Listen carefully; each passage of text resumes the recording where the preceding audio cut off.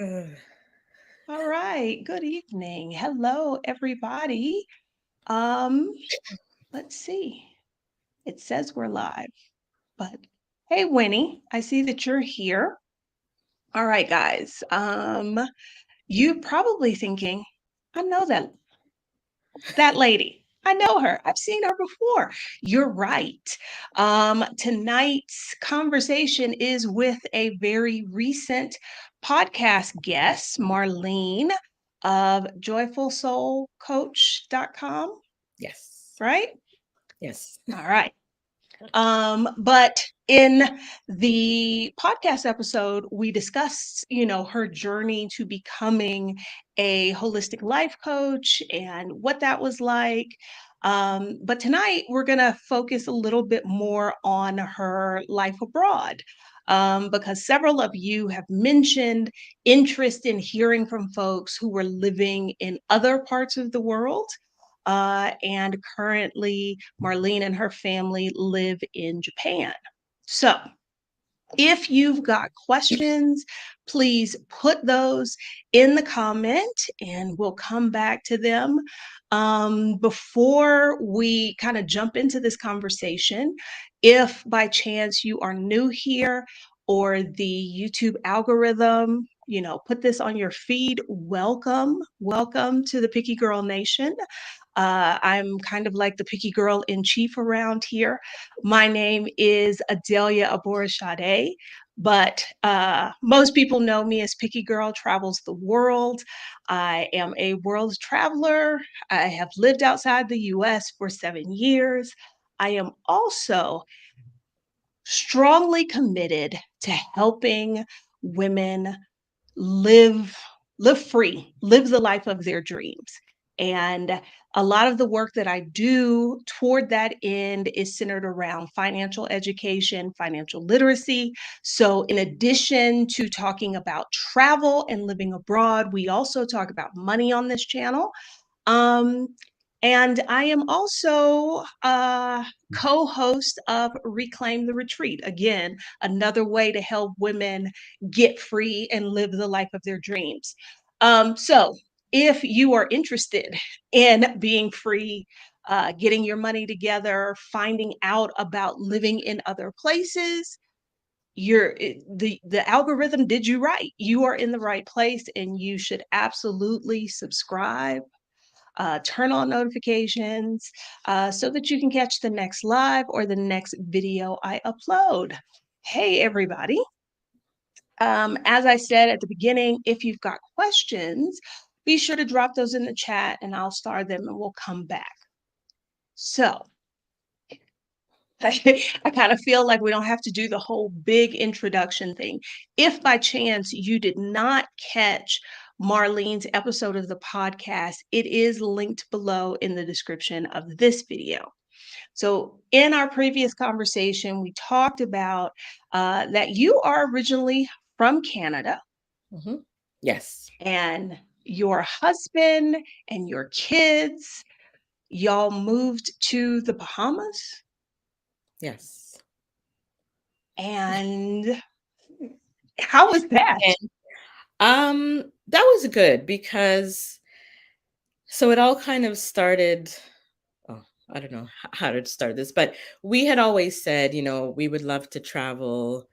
This was probably before we got married, with kids, whatever, we'd love to travel one day because my husband had lived in different countries growing up and he loved that experience. So that's something he always wanted to give, if once he had a family.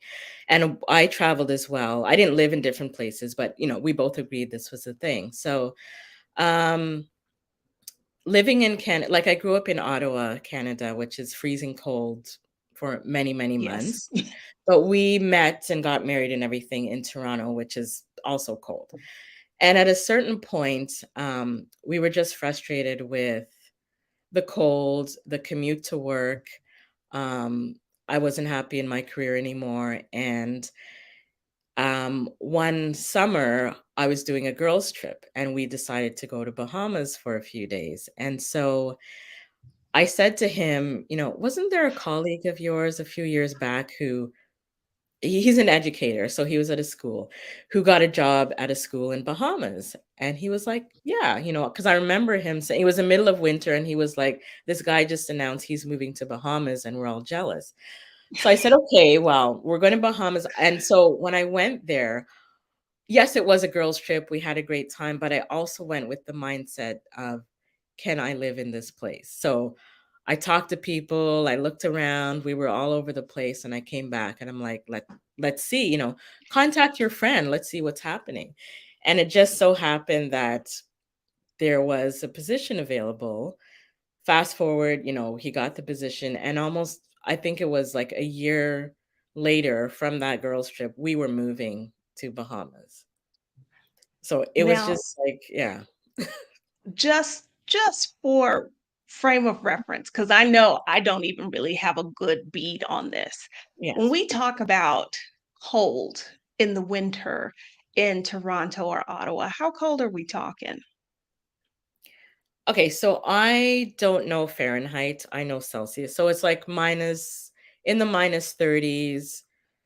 Sometimes there's a wind chill, so it's even colder, but you're shoveling snow, you're scraping ice off of your car.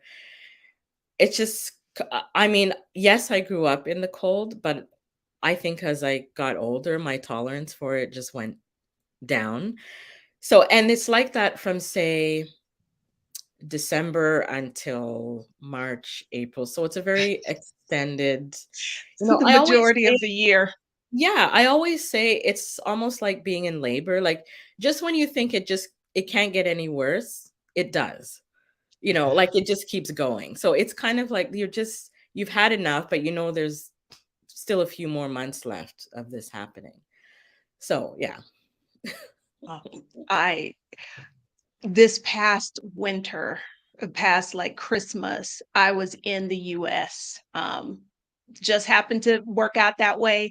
And they Mhm. had like this super big cold snap, and in it was in the negatives in Fahrenheit, something Mhm. I had never experienced before, coming from living in Mexico, and the whole time I was miserable. I was like, "I don't know how anybody does this for any length of time," and I don't think it was as cold as what I know it wasn't as cold as what y'all were dealing with. So, I can imagine that the Bahamas was really, really attractive.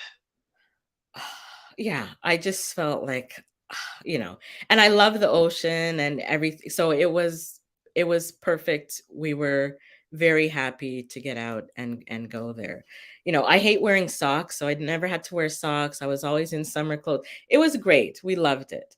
And just being able to go to the beach whenever or wherever you're driving to, you're always, on the water. So it was just a really nice laid back, slower pace. Yeah, so we were really happy to make that move. Yeah. And how old were your kids at the time? So they were 8 years old. Yeah, so I have twin daughters. They were 8 years old, so at that age, it was perfect. They just wanted to go play on the beach, and so we went to an international school. And that's where my husband got a job, and the kids attended the school there. So yeah, it was nice. It was a nice setup. And for me, because I had quit my job, I almost had a built-in community there with the school because when the kids are small, you're always with parents and things like that. So it worked out very nicely for us. And when we went with the mindset of, okay, we'll try it out for 2 years, see how it goes. We'll come back. We never went back. As you can, Now, yeah. yeah. Now, what did the girls think when y'all told them, "Hey, we're leaving Canada, Yeah. the country that you've known your whole 8 years of life, Mhm. and we're going to the Bahamas." How did they react? What did they think? So it's funny, as twins, they are complete opposite in every way. So one of them was really excited, she's very social and bubbly, and I said, "Are you gonna miss your friends?" And she was like, "No, I'll just make new ones when I get there." And she did. The other one, she's a little more of an introvert and she takes her time. So she struggled a little bit going, and she still has her friends back in Toronto that she met in, grade 1. Like that's her, she's very grounded like that. So it did take her some time to get used to things, but I mean, we were there for 4 years and they were fine. So yeah, initially, we had to manage that, but on the whole, for them, there was a bit of culture shock, of course, being so young, but yeah, it was good. Yeah, they managed well. Well, Yeah. can you share a little bit about that? Because I think oftentimes we assume that we're going from one English speaking country to another English speaking country. It's in the same hemisphere. Like, it's not going to be that different. Yeah, it was different, of course, because it's a different culture. Um, and even for me, I mean, my family's from Jamaica, so I'm used to Jamaicans and Jamaica, but being in Bahamas, of course, it's a different island, so they also have their own culture and customs and things.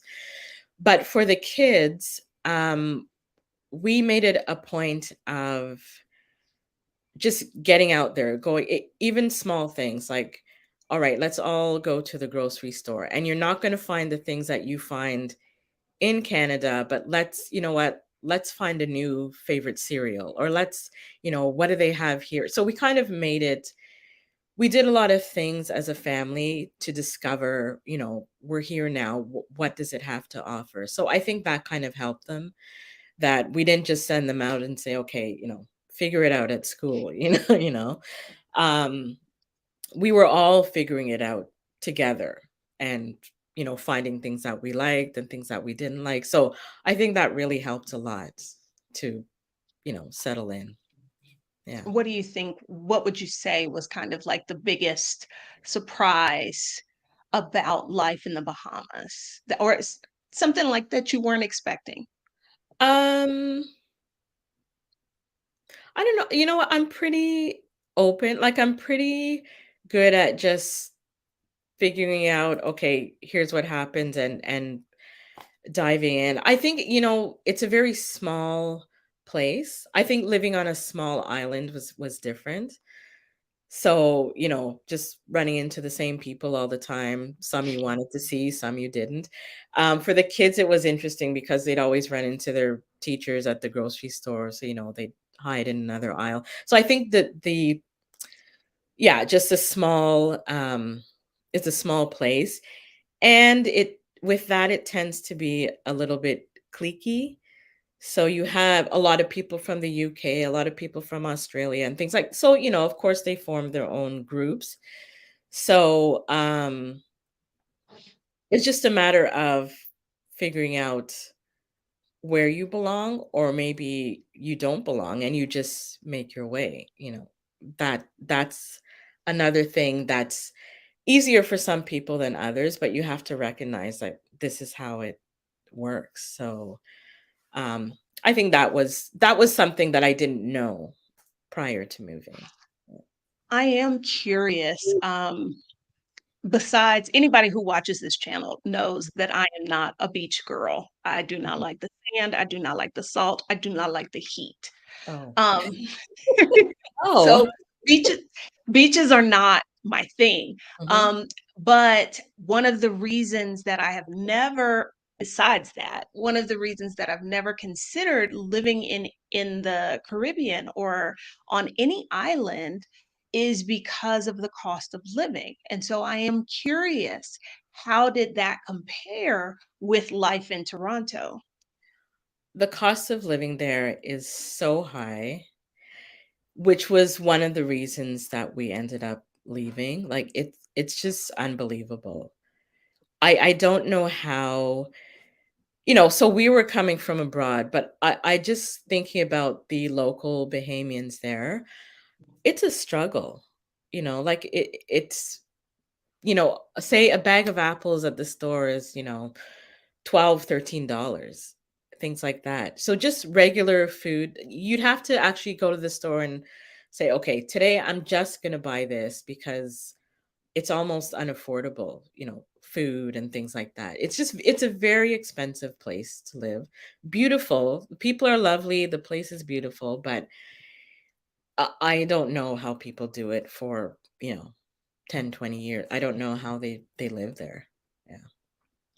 Yeah, I when I lived in Honduras, Mhm. I had the misinformed notion that because it was a Central American country, I thought the cost of living would be low there.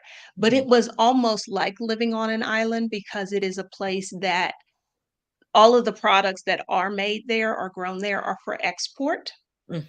Basically, everything is imported. Imported, And yes. yeah, and so I it was more expensive for me to live there than Mexico City, and Mexico Mhm. City is an expensive place.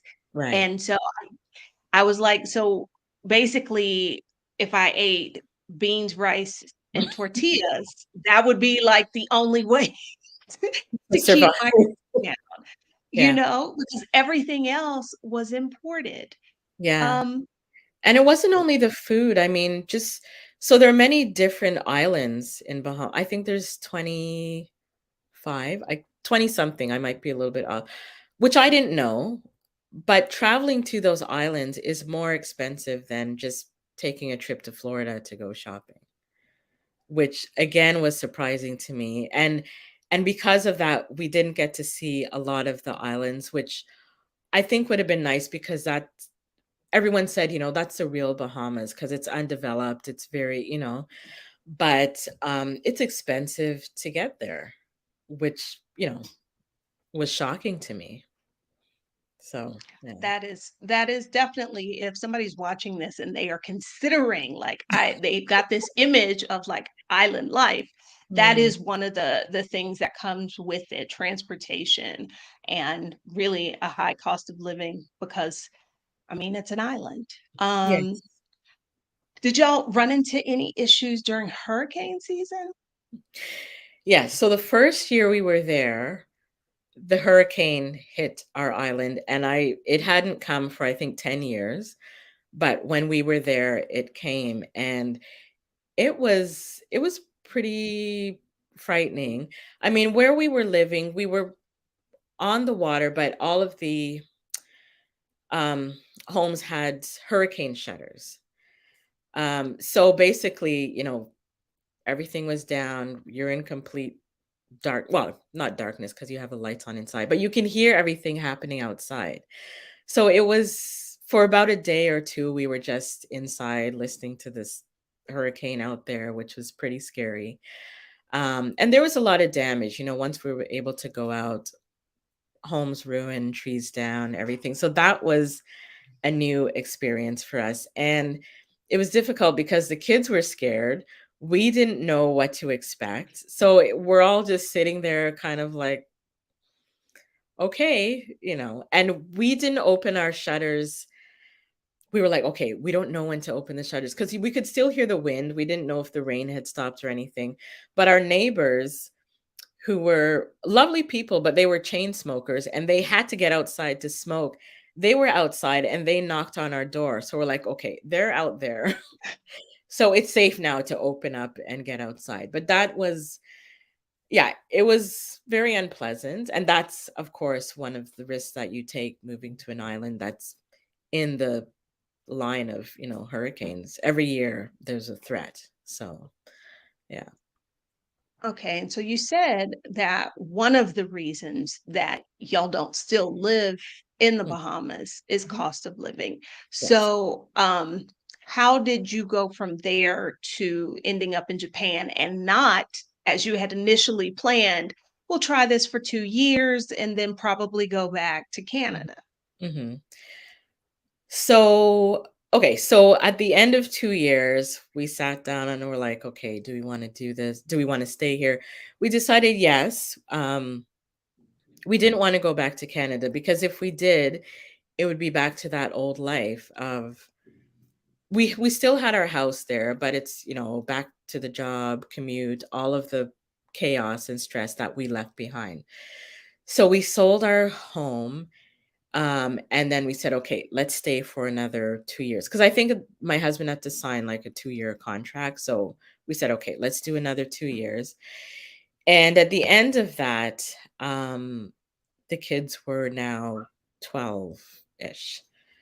So, as we all know, when they're reaching that age, they're a little bit harder to entertain. Their needs are different. They want different things. And Bahamas is not a place that has a lot happening. There's one movie theater, there's a small mall, but and it's also not safe, so I wouldn't let them go anywhere with their friend. I would drive them to places if they had to do activities and things like that. Um, so that was a consideration. They were also a little bit bored with it being so small and things like that. They were bored with the beach, which I still don't understand to this day. But so they were ready to move. They were ready for a change. I think we all were. So then it was up to my husband to, all right, start looking for a job. Where are we going to go, kind of thing. And an opportunity came up here in Japan, and Japan was always on more so on his radar because before I met him, he had lived in Japan. I don't know, some people might be familiar with the JET program where you come to Japan and, Mhm. and teach English. So he had done that years ago, and he had always said, he would love to come back. So here again was an opportunity to come back to Japan with his family, and he always had fond memories of living here. Um and it was also, I think, we left just in time because it was the middle of the pandemic. We Okay. almost didn't get out of there. The timing was very crucial. So I feel like Japan was a better place to be during the pandemic than the Bahamas. So Then a we were small set of really islands. fortunate. Yes, we were very fortunate to make that move at that time. Yeah. Okay. Yeah. Um, so can you tell us a little bit about where, because is he at an international school, or is he doing like the JET program again? No, no, no. We're at an international school in Yokohama, which is maybe 30, 40 minutes from Tokyo. So we've been here now. This is our fourth year, actually. And uh, we love it. The kids love it. It's really a nice place to be, to raise teenagers, I think, because of the safety, primarily. It's very safe. I don't worry if they're out, they go to Tokyo, they go wherever. I know it's very safe. It's very easy to get around, so I don't have to drive them everywhere. I actually don't like driving in Japan. I have my bike. So there's just a lot of things about Japan that is, it's good family-wise. So yeah, it's our fourth year here, and yeah, it's good. Well, because that's what I was gonna say. Having having to drive teenagers everywhere is not fun. No, And because of island life, there isn't going to be a metro line. There isn't going to be an easy way for kids to navigate for themselves. yeah, Whereas, in Japan, absolutely there is. it's so And the how safe it is. On mhm. top of that, definitely I can see that being a lot easier.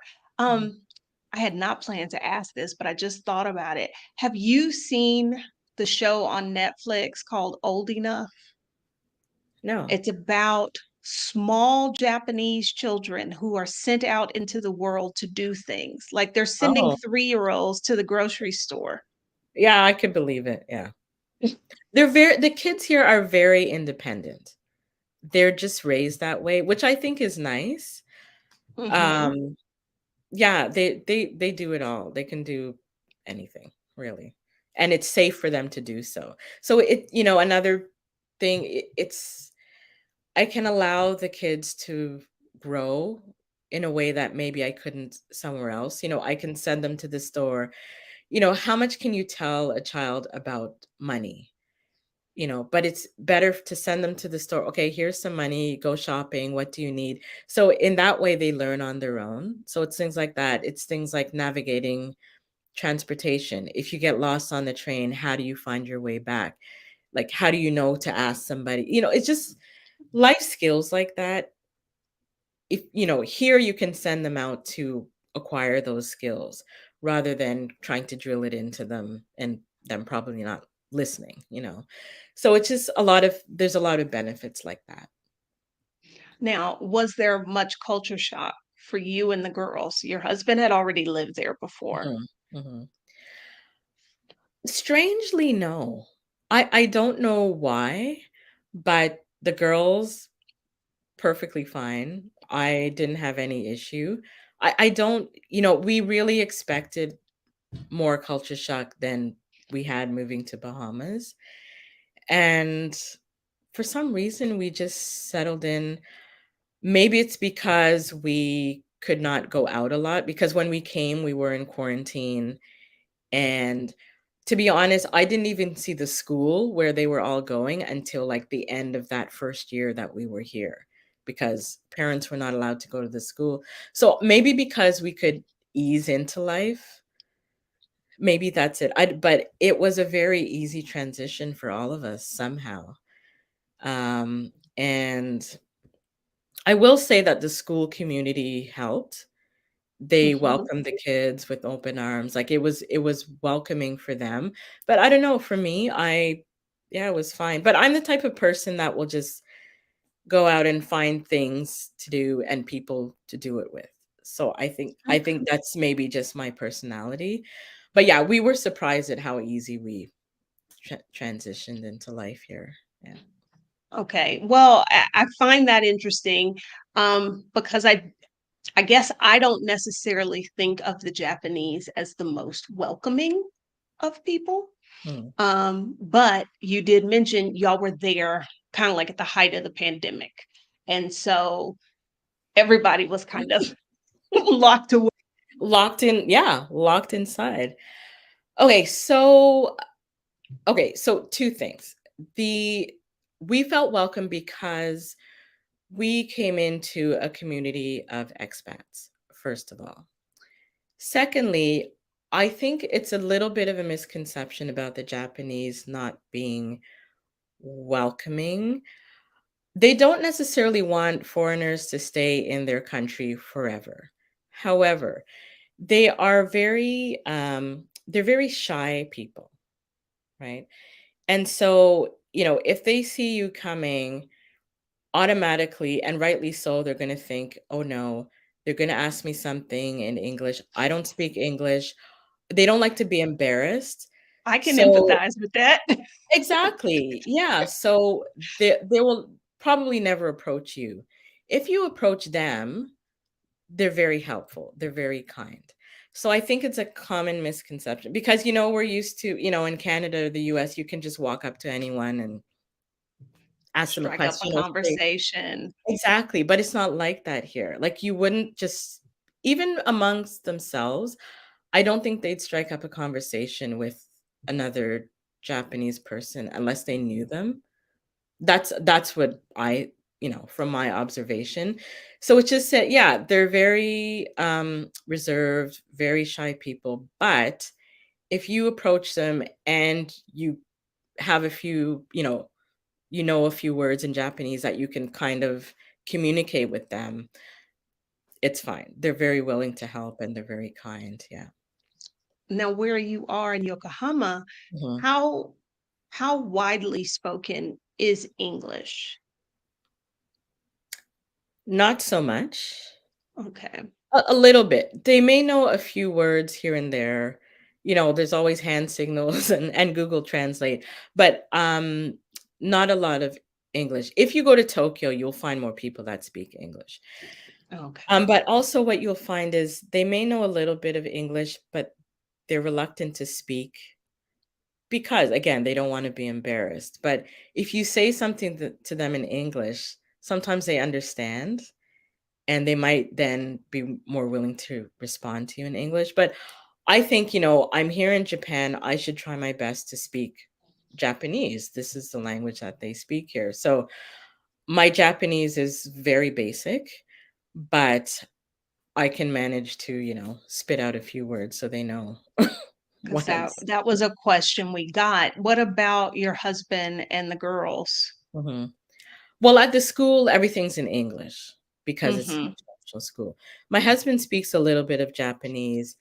I took lessons. I took like an intensive course for 3 months, and I thought my brain was going to explode because it's just it's just such a unique language that you cannot there's no correlation to any other language that you know.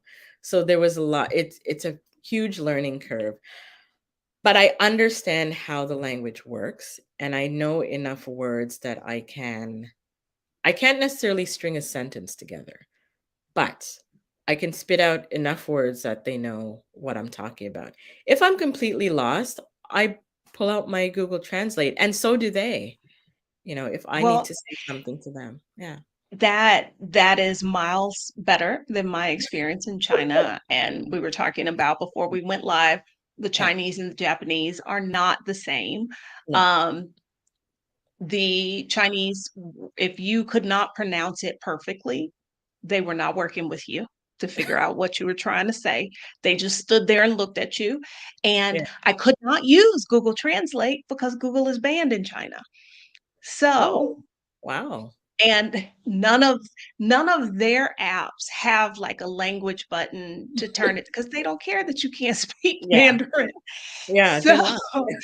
yeah, so it was a lot of pointing and taking pictures of things so that the next time I could be like this, two of those.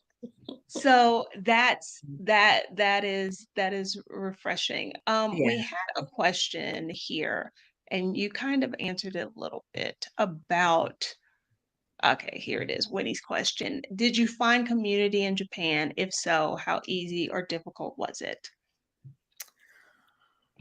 Um So, like I mentioned, I always like to get out there and see what's happening. And I'm not really an extrovert, but I'll do enough to occupy myself or find things. So I did did find community with the expats because I um so coming in, we were all locked up, but I volunteered to be a class parent for the grade that the girls were in.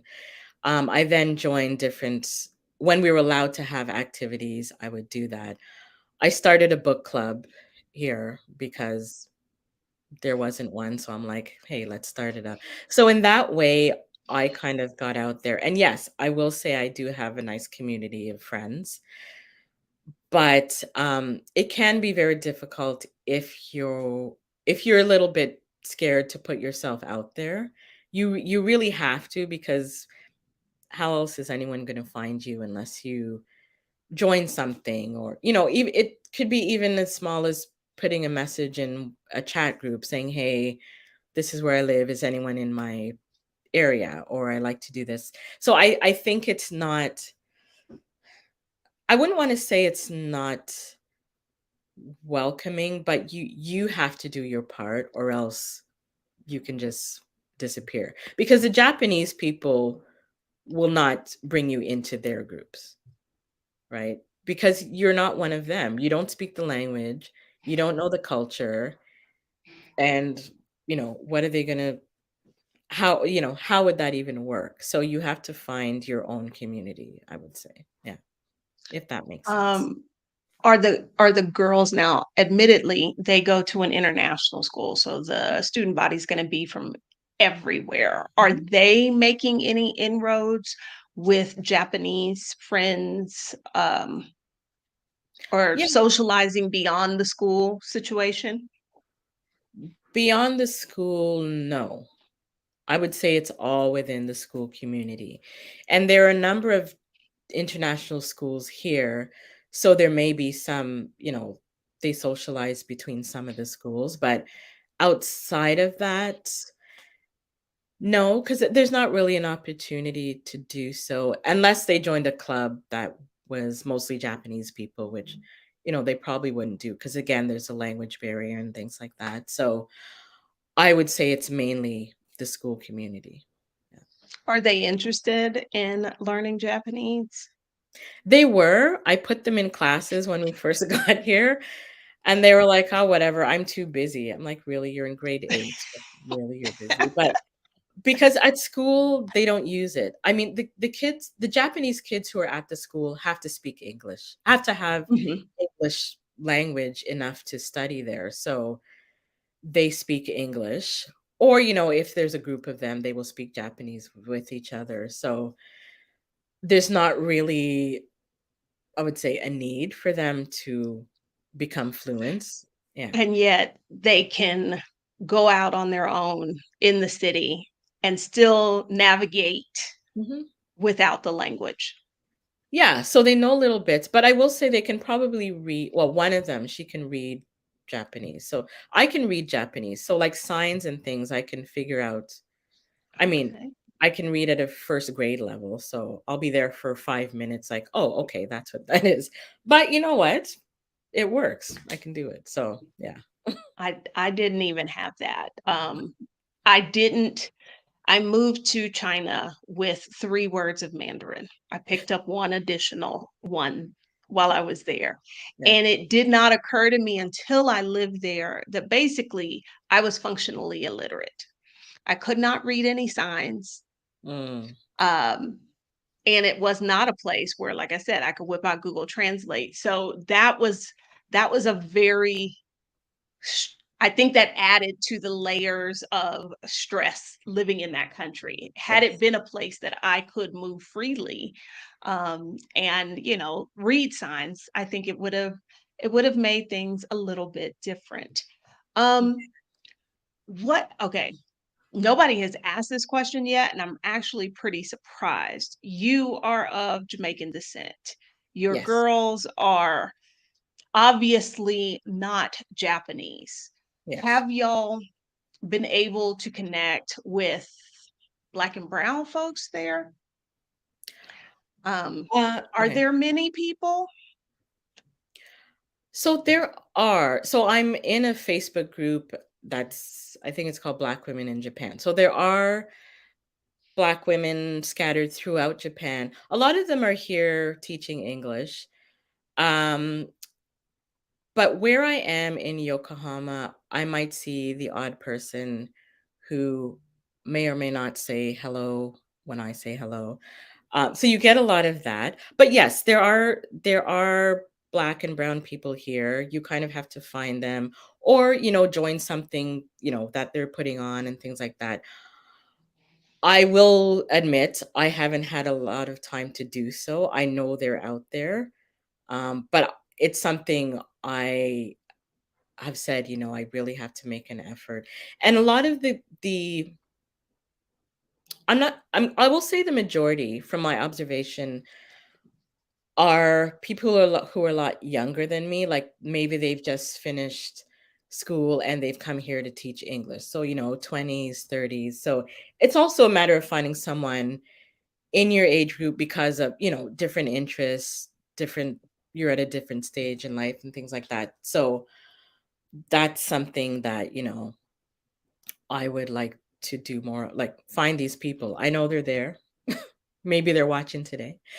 But, yeah, yeah. But, yeah, there are people here. But I will say this, a lot of Black people, I think, kind of come here to be a little bit anonymous. So sometimes they may not be as willing to find you or connect with you, which is fine.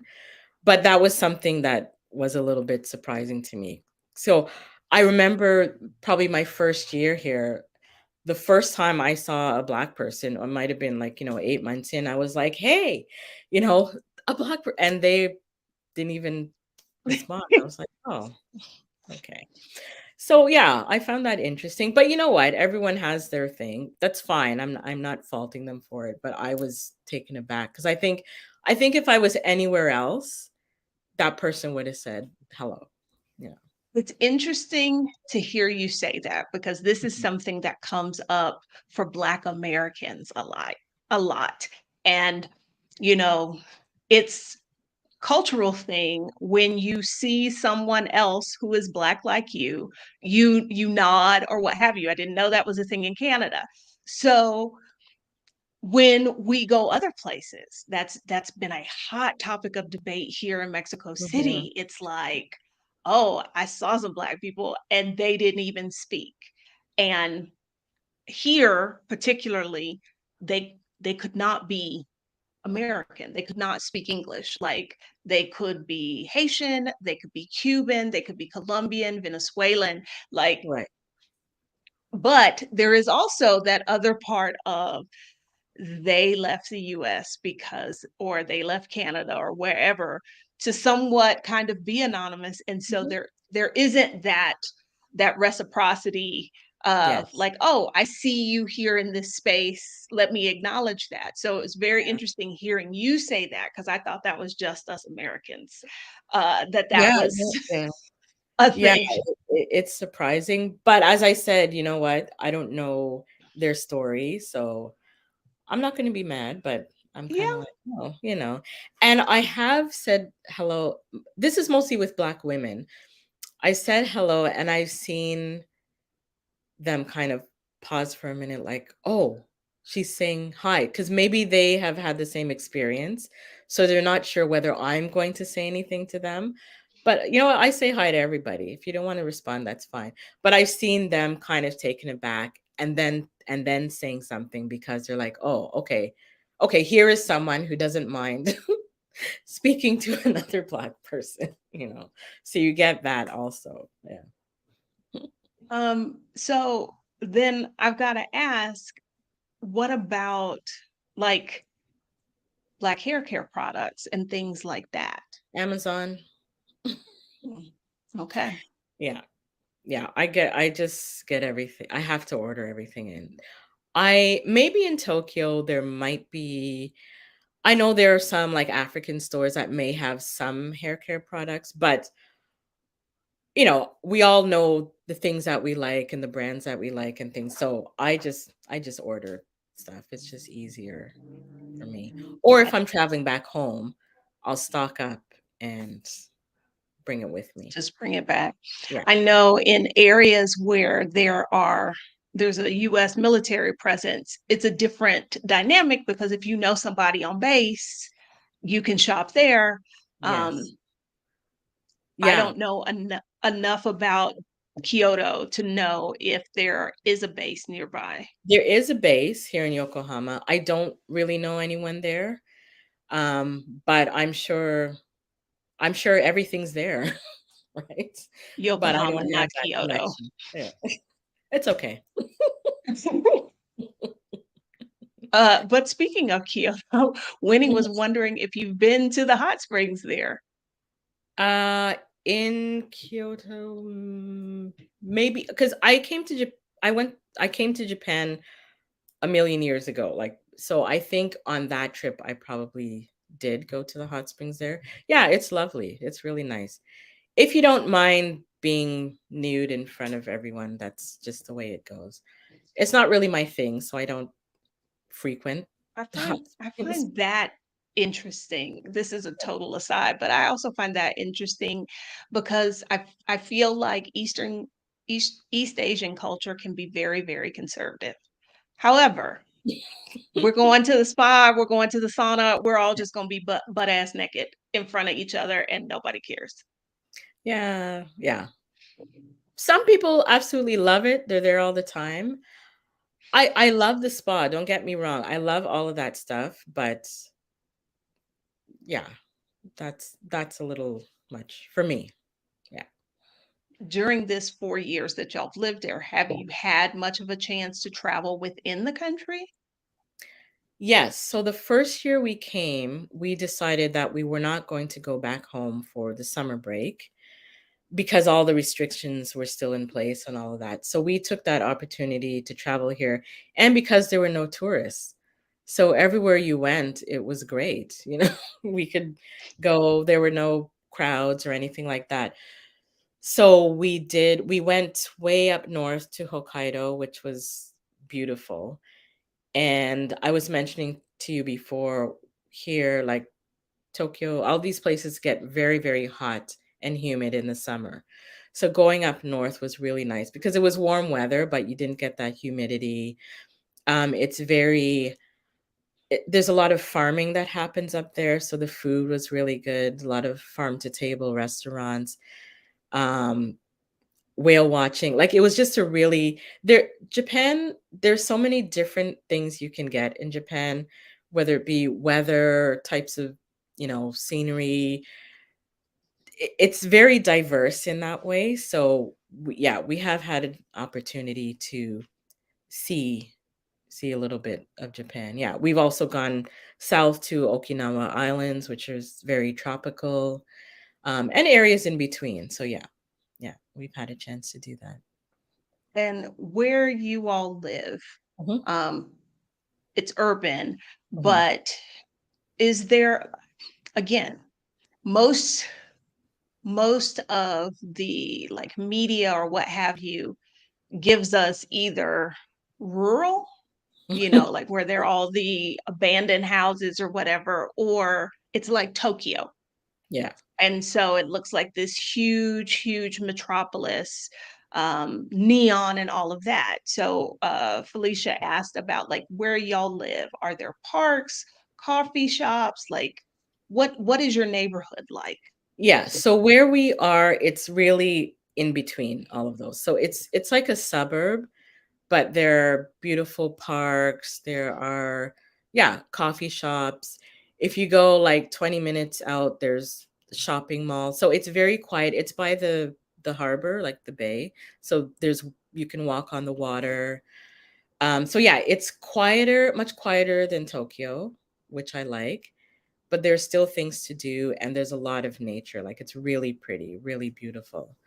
So yeah, yeah, we like it. Okay. Yeah. And so you are you're running your business, but at the same time, you're going where your husband's job takes you. How has that been for you? Uh, for me, it's been fine because what I do comes with me. And that's what I wanted. When we left Canada, I was in finance in the corporate world for 20-ish years, much too long. And I was really ready to leave that behind. And I wanted something that gave me peace of mind, flexibility, um, and something that I was actually being of service to people. So that's why I somehow came to life coaching. So, I mean, for me, it's fine because, there's the internet, which allows me to keep the business going. And so it's almost seamless. And aside from having to calculate time zones and things like that. That was gonna be my question. Soon as you said seamless, I was like, but you're I was gonna say, I assume most of your clients are in the Western Hemisphere. Yes. And So it's so either early morning or late in the evening. There's in between, it does not work. But we make it happen, right? that's Yeah. awesome. That's Yes. awesome. If y'all have any other questions about Japan, Yokohama, ask them now. F Doctor was asking, what has been you and your family's experience? Is this with anime? Anime? I'm not into anime. Like, it's not in my world at all. So no experience. Yeah. I know a lot of people are into it and that's why they come to Japan, but it's never been something that I Are was. your kids into much of like the Japanese culture? Um I wouldn't say so. I mean, they appreciate the culture, but I think they appreciate more. the little conveniences of the Japanese like the little um how do I put this? There are just unique things that you can find and do here, and I think that's the part of it they like. As for the Japanese culture itself, I don't think they're like they are introduced to it. It's part of the school curriculum. So there is that learning and there is that appreciation. But if they're not say into anime or stuff like that, not so much. No. No. Okay. Yeah. Um, when because there are Mm. not a lot of folks that look like you, do you get stares? Or I would assume that the Japanese are too polite for that, but I could be wrong. No, they're not too polite for that. No. No. And sometimes I'm like, really? Do you notice that you're still staring at me? I would say it's mostly the older Japanese folks that will stare. I think 4 years in, I'm just like, whatever. Like I I'm just gonna go about my business. But yes, you will always get stares. Um, and I don't know, is it out of curiosity? Is it out of I still don't know I because if I saw someone with, 3 heads, I might look, but I wouldn't stare. I would say, okay, that person's got 3 heads. This is odd, but you know what I mean? So yeah. because I mean, it is 2023. With as much media as there is, Hmm. I I'm unless you are like 80 years old, anybody younger than that, I expect better of because I don't think you should be staring because it's like, "Oh my gosh, I've never seen a person who looks like that," because yeah, you have. Um so that always I Yeah, don't know. so okay, so you will get small kids and older people. People in between, not so much. But I don't think it's that they haven't seen someone who looks like me. I think they haven't seen someone who looks like me in their city Like or in here. their neighborhood. Like, what is this person doing here? Like, you should be on a TV screen, kind of thing. I think it's more of that than rather than them not having seen a black person. Because yeah, I mean, we're everywhere, right? But also, I mean, a lot of people only watch Japanese TV. Like they're very Insular. yeah, no, they are. It's just the thing. So, and a lot, and it's not it really in their culture so much to travel, which is something I discovered. So, like we're all leaving for the summer and I might ask a Japanese person like, "What did you do all summer?" And they're like, "Well, we were here." It's not really a thing because they're always working, or someone in the family is always working. They don't get long stretches of vacation. It's just never been a thing for them to travel and leave the country. They might travel and visit family in, the rural areas and things like that, or different cities, but traveling the world is not, maybe, the younger generation, but for the older generation, no, it's not. It's just not a thing. It's not a popular thing. Yeah. Yeah. I wonder I wonder why that is. Because again, my comparison for everything in East Asia is China, and Yes. for so long it was a money thing. Hmm. Everybody was poor. Nobody had the money to go anywhere. Mm. And then as there's been that shift of the population from the rural areas to the urban areas, and people have made a little bit more money, this is why all throughout um, Asia and other Mhm. parts of the world, you see these mobs of Chinese tourists because it's like now they got a little money, they can go somewhere. Um, Yeah, I think Japan is a place with a lot of rules, right? And everything fits in a box. And this is how they grow up. Like in school, you're told a certain thing, you don't ask questions, you just keep going. So and everyone prides being the same. Like if you're different, so you have to fall in line. So I think if they were to go somewhere else that is so different, there's not people like them, it's probably a scary thing. Why would you do it, Oh, right? If I if I that's can no, I can only imagine what that is like growing up in a country where everyone is looks the not same. everyone, but the vast Well, like Okinawans are not quite the same, but the yeah. vast majority of everyone is kind of the same. Yes. And and you have a history of closing yourself off from the rest of the world. I could see that, and I can imagine that, like, going out and trying new places is probably not at the top of everybody's Yeah. list. Yeah. Um, Imma ask F Doctor's question first, and I need to grab my charger, and then I'm gonna ask you a stupid question. Okay. Um, Cost of living. How expensive, how reasonable, what can you tell us about cost of living? I would say the cost of living is pretty good.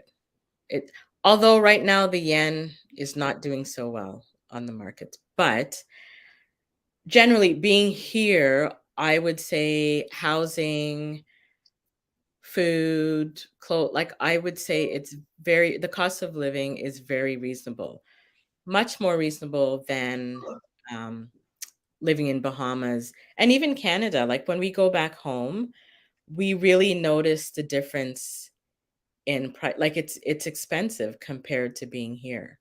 So I would say that, yeah, cost of living is good.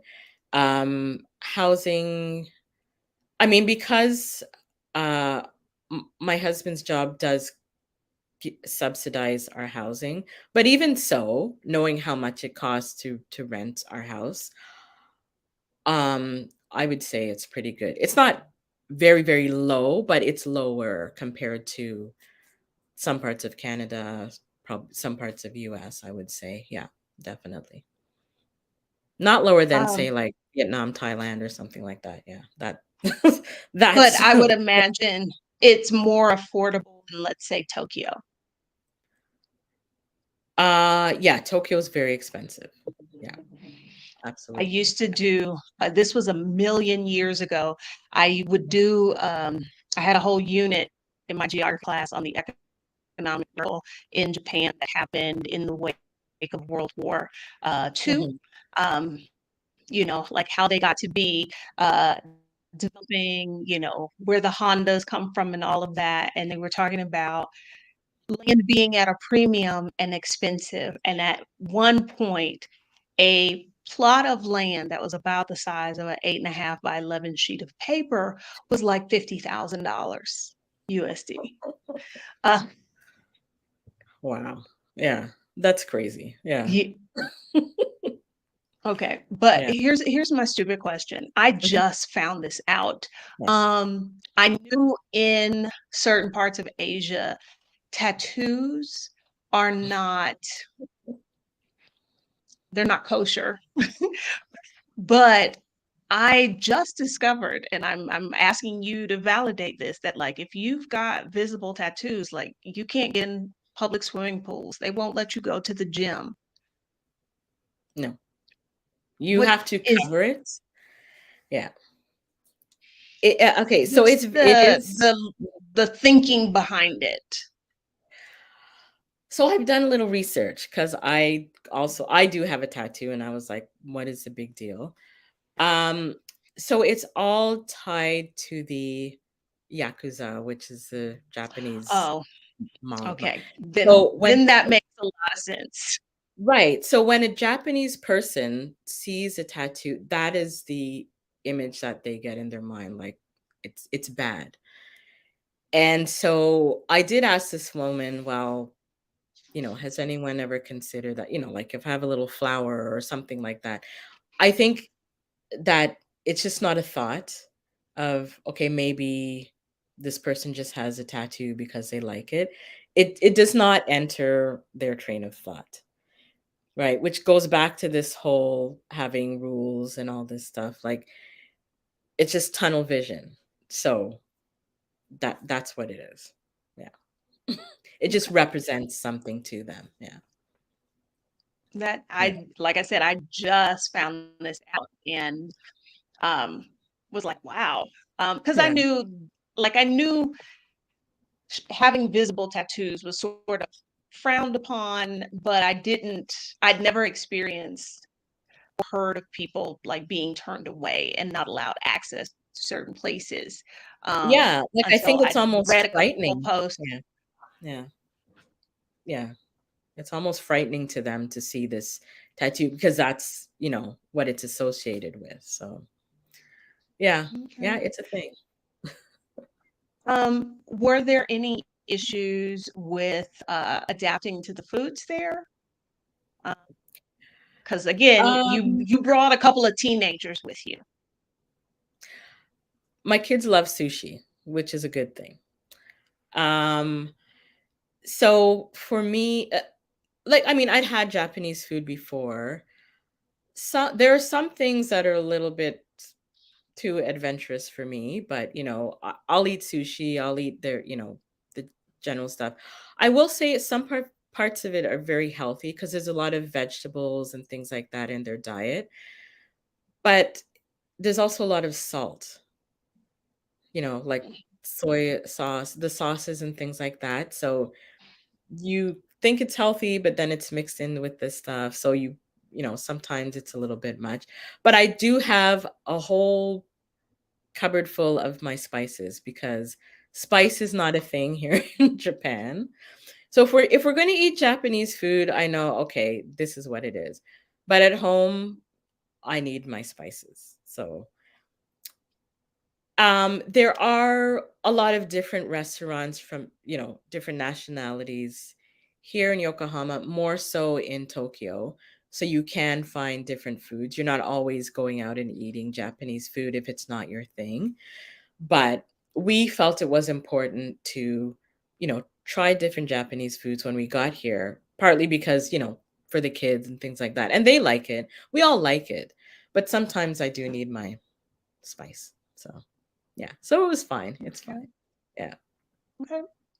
Yeah. Um, if someone is considering moving to Japan, because a few months ago, I don't know, time doesn't exist anymore.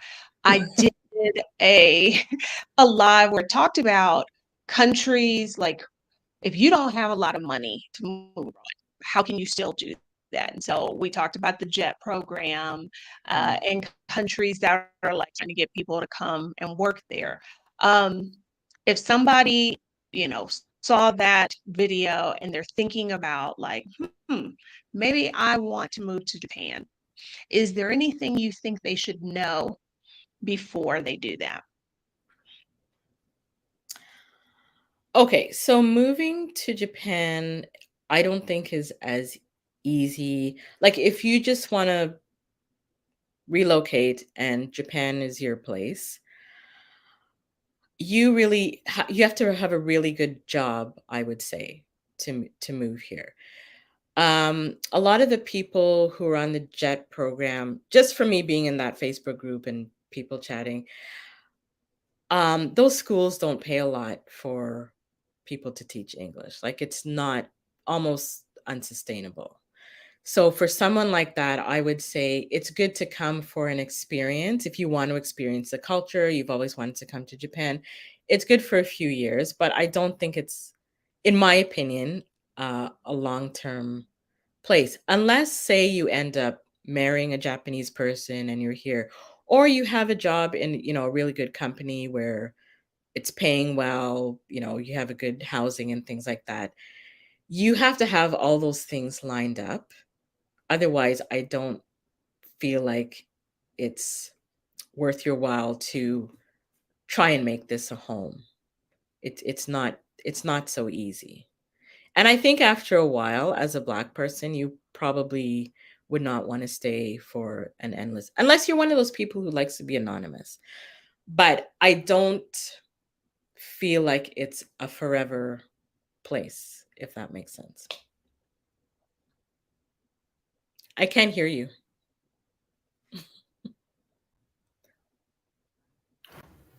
Okay. Hello? Can you hear Yes. me? Better. Yeah. Also, I don't think the Japanese want folks to make it a forever place, and that's not a dig against them. Like, No. that's just who they are. There are many countries, because in the US, we believe the lie we tell that it is a country of immigrants and, the Statue of Liberty, bring me your poor, your huddled masses. We all should know by now that that's really a lie. Yeah. Okay. If you're Yeah. not the right immigrant, we don't want you. Uh, Yeah. Countries in the Middle East don't have residency visas in the way that I have a residency visa here in Mexico Yeah. because they don't want Brokey McBrokerson trying to move into their country. If you don't have real money, don't come here. So, like, that's a dig on the Japanese. This is who they've always been. This is Yeah. one of the reasons the impending worker shortage due to their low population growth is, Yes. everybody's like, if y'all would just let immigrants in, that could probably solve some of that Yeah. problem for you. And they're like, that's okay. Yeah, they're not interested. There are many barriers to entry, and they've set it up like that for whatever because they want to. Because they want to. So yeah, it's yeah, I think it's great to come for a time, but as a forever place, no, no. In my Okay. opinion. And so have y'all thought any about when you are ready to leave Japan, where your next place might be? I sure have. We we are looking at we really love Panama. So that is on our radar. It's probably at the top of our list. So we'll see how things unfold, but I have put it out there, and when I do that, things happen. I love that. So yeah, so Yeah, that's so that's we really like it. We've been a couple times, and yeah, yeah, that's that may be the next that stop. is that's awesome. That's awesome. Yeah, Well, yeah, thank you so much for giving us some time out of your Thursday morning yeah. because it is Wednesday night here in Mexico. Coming from the future Um, here. yeah, I think we answered everybody's questions. And so, again, if you are interested in hearing more about Marlene's journey from being like over her job and a little bit burned out and finding a new career, check out the podcast episode. It is linked in the description. Um, Soon, Marlene is going to have some content up on her YouTube channel. It's already up. All right, all right. Yeah. So I got to make sure I add a link in the description here. Very quickly, tell the folks what kind of stuff are you going to be putting on your YouTube channel? Mhm. Okay, so I'm a life coach, a holistic life coach, and my goal really is to help Black women um, learn about intuition and how it can help us make decisions in life and just get over hurdles that we're going through life. And that's really what I focus on as a life coach. So on my channel, I like to give little tidbits of, helpful information, things you might be going through, different perspectives on things, how to approach different issues, and it's based on my experience, um, coming from the corporate world, making a huge change in my life, how I did that, how I learned about intuition, um, and went on this spiritual journey. So it's all the things that I learned and continue to learn and continue to use in my life that I want to relay to others. So, yeah, Awesome, awesome. And I'm going to put the link in, but what is your YouTube channel called? Joyful Soul Coach. Okay. All Yes. right. Well, thank you everybody for joining us on tonight's live stream. And I'll be back here next week, guys.